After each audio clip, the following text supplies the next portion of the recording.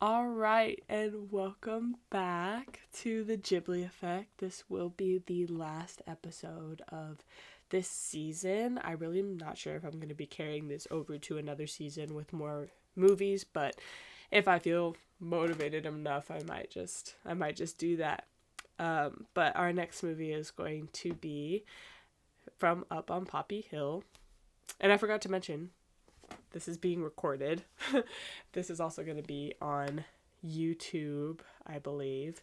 So if you would like to see the video itself as I am talking and moving my lips, you can go ahead and head over to YouTube. And I'm sure that I'm probably going to put the link in the description of the Spotify episode itself. So if you want to do that, you can go ahead and head over there to watch me talk for 15 minutes.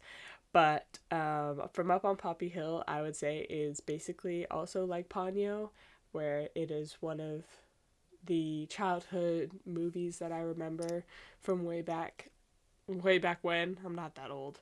Um, but From Up on Poppy Hill is, again, one of my favorite movies, like I have said, probably for each one that I have mentioned through this season. But it is very, very special to me. So it is essentially a story about a girl named Umi who is in high school, I believe.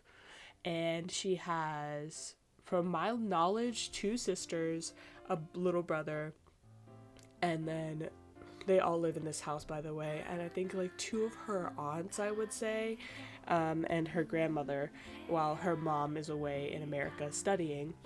So she's essentially the caretaker in the household who is cooking the meals and things like that from day to day.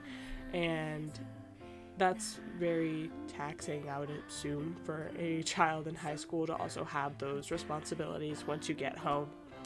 So that is essentially who Umi is, and along the way of just doing her regular high school things, she comes across a guy named, I can't remember his name right now. A guy named, wow, we're gonna search it because I'm trying not to make as many edits this time. Shun. As I'm typing the thing, I was thinking about it. Shun is his name.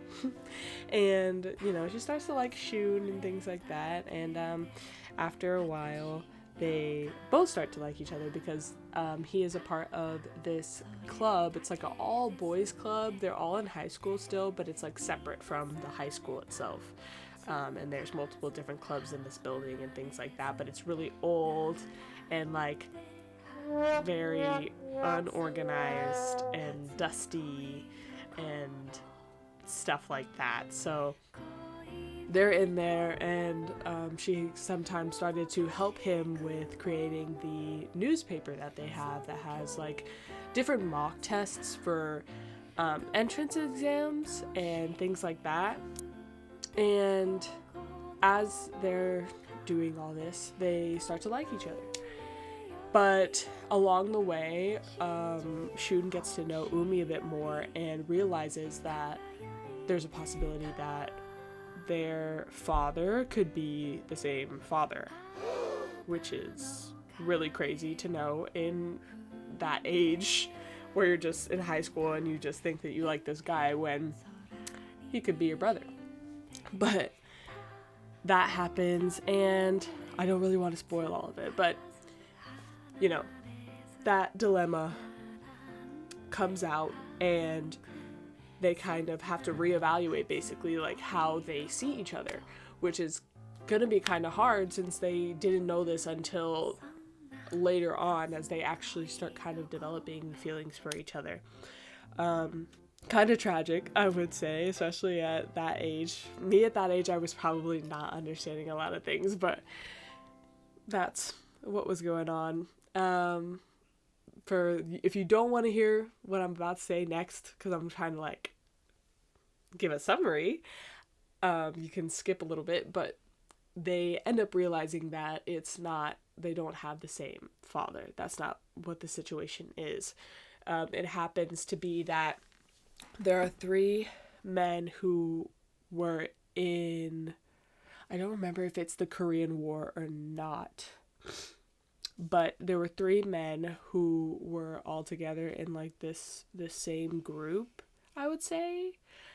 They weren't all captains, but they were all soldiers essentially, and they were ready, like they were all there. And out of the two men, one is Shun's dad and the other is Umi's dad. So they essentially do not have the same father. There was just a situation where I believe Shun's father died in the war, and Umi's father is who took Shun and gave him to somebody else, so he could actually have a family and not grow up either in a orphanage or anything like that. But that was essentially how things kind of got a little dicey. They weren't too sure of who Shun's dad was, because also, you know, his adopted parents weren't really interested in explaining that whole backstory and who his dad truly was, because at the end of the day they're like, well, we are your parents and that's that. You don't need to be asking who your true birth father / birth parents are. So that is essentially the summary of the story. They end up living happily ever after, stuff like that. So I would say it's a really, really cute movie, and that is the summary. So next, section of this episode, we're gonna get into more of the media effects that are connected to this movie, that I would say is behavioral effect and a attitudinal effect that kind of, I think, connects towards this movie a little bit more. So we'll be getting into that after the break.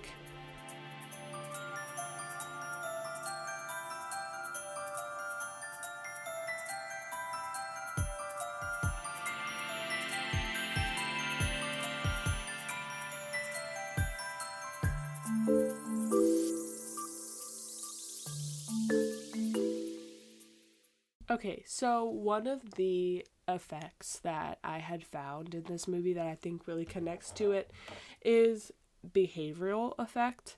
And I think what really connected to me the most, at least, was the connection that Umi had with her siblings. Especially the fact that I wouldn't say that she really raised her siblings, because one of the girls is, I would say, the oldest out of all of them. And she seems more of like a freelancer, college student, just flying by the seat of her pants, doing whatever. But she takes on kind of that mother nurturing role that, not saying that I mothered my sisters, but they kind of have this connection that, sometimes there's little conversations that they would have that I think would make it seem more sibling-like, if that even makes sense. I would say, like, maybe one of the conversations that I remember them having is when Umi is about to make dinner again for one of the nights in the movie, and she is like trying to look for meats to put with the entire meal, and she realizes that there's not any more meat to actually use for the meal, so she heads over to a room where her younger brother and sister are with her grandmother, and they're watching TV, and they're not really paying attention to her too much, but she's like, asking Riku, I believe her younger brother's name is, if he can go and get some meat for the dinner and things like that. And he's like, no. And he kind of sounds like scared while he's saying it. And then she tries to act Sora, that's her younger sister, and she's also like, she's more worried about the TV. She's like, this like only comes on at a certain time, like couldn't you have told me from before, something like that. But I guess those interaction is like, it's basically what really turns this into a true sibling interaction. It makes it a little more real, and as you watch it, you kind of feel like you are Umi, kind of trying to talk to them and like get them to help you, which I think is a really, really good touch. So that would be one of the effects, and now we're gonna take another break really quick just to talk about the last effect, and then we'll just wrap things up.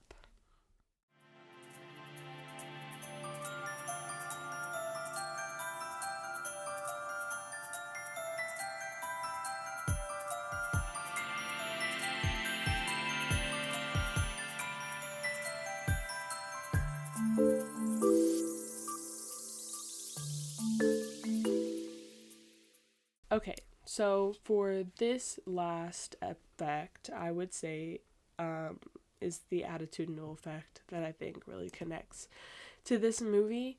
I think that overall, though, throughout a lot of the movies that we have talked about, I would say that there's some kind of attitudinal effect within all those movies, within any movie really that you watch.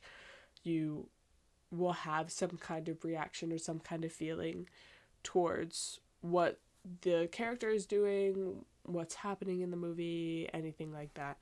But I would say that the overall attitudinal effect that connects to this movie from Up on Poppy Hill is just as you follow Umi through her story, you get to see how she is feeling throughout all this and how she's trying to like gauge getting through the situation, especially because she's not with her mother isn't here, so there's no one that she can really like lean on to, because a lot of people really lean on her for a lot of her abilities with, you know, cooking and things like that, just different things around the house.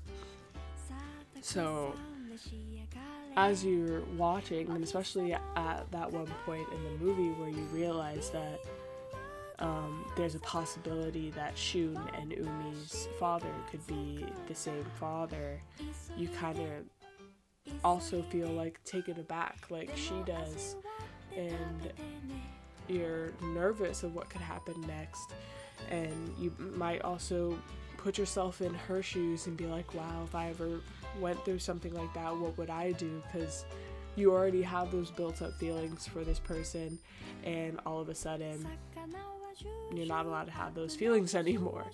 So I would say that that would be one thing that I think connects as an attitudinal effect to this movie. But overall, I want to just kind of quickly conclude all of what we've been talking about with from episodes past. We have really dived into a lot of movies and really become a little more familiar with how these movies affect us and affect other audiences as you watch a movie, what you could feel, what behaviors you could change about yourself. Like in this movie, if you have like, you know, certain behaviors towards your siblings, you could feel more inclined to do certain things with your siblings after watching a movie like this. And sorry, I'm a little stuffy, but it's cool to kind of see how these media effects can connect to so many different movies and how it could affect you. It's not just something that you're watching and then you turn off the TV and then you move on with your life. There are some things that you can watch that can really affect how you could reflect on your life and possibly change there's certain things about yourself or certain ways that you see certain things. And I think that is really cool in my opinion. So that's kind of why I wanted to get into this topic and show listeners how media effects can truly affect you and the people around you, really, as you go on and watch your next movie or watch your next show. So, but that is it. That is the final episode of this season, and I really hope you enjoyed it. I know I did. I love talking about Studio Ghibli, so this definitely made my semester really fun and kind of relaxing. So, I hope you enjoyed and take care.